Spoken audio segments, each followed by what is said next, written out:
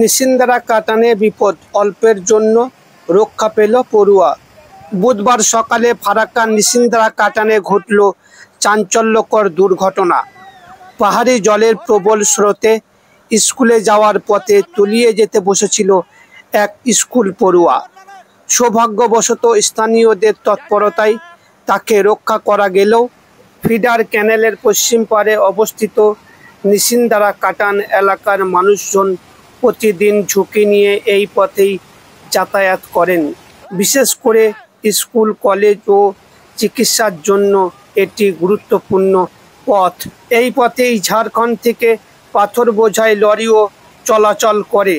এদিন সকালে পাহাড়ি জল কাটানের ওপর দিয়ে প্রবল বেগে বইছিল, তাতেই বিপদে পড়ে ছাত্রছাত্রীরা। ঘটনার পর আতঙ্ক ছড়িয়ে পড়ে এলাকায়। অনেকেই বিকল্প পথ বেছে নিতে বাধ্য হন। দীর্ঘদিন ধরে সমস্যাটি উপেক্ষিত থাকায় স্থানীয়রা ক্ষোভ প্রকাশ করেছেন। নিরাপদ যাতায়াতের দাবি উঠছে জোরালোভাবে।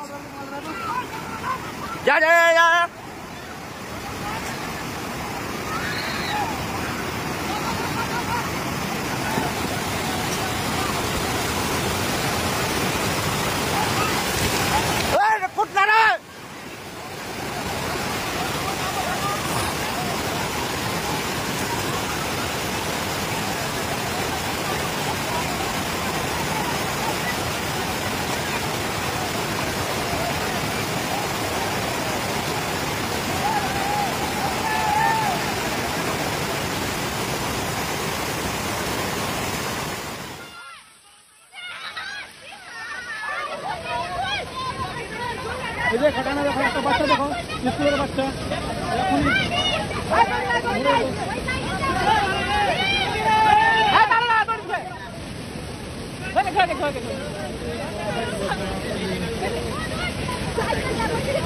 ও সাইকেল ডাক্তার গান বাজে হলো।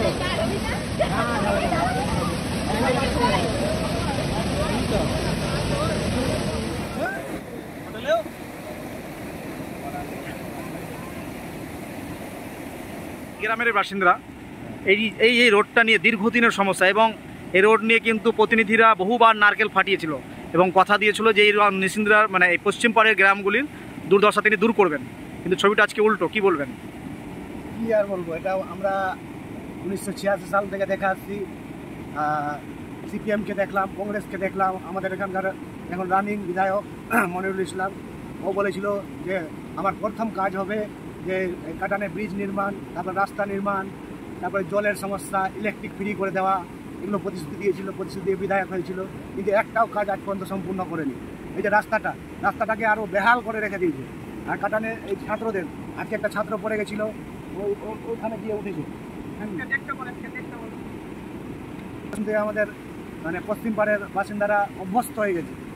তাহলে মনে করছেন ভাউতাবাজি তো চলছেই, ভারতের কোনো ডেভেলপ নাই। কাকে আনবেন? মাইনুল হক ছিল 25 বছর ধরে বিধায়ক, ওকে চেঞ্জ করে একে আনা হলো, এও সেই একই অবস্থা। এখন মানুষের এখন রাজনীতির উপর থেকে ভরসা উঠে গেছে, রাজনৈতিক প্রতিনিধিদের উপর। স্থানীয় হয়ে চাইছি যে আমাদের সমস্যার সমাধান যে করবে তাকেই আনা হবে। এর আগেও তো মনিরুল ইসলাম কথা দিয়েছিল যে আমাদের ব্রিজ নির্মাণ করে দিবে, রাস্তাঘাট করে দিবে। রাস্তাটা হতে হতে আজ 5 মাস থেকে আরও ওকে যে করে রেখে দিয়েছে, রাস্তা চলার যোগ্য না।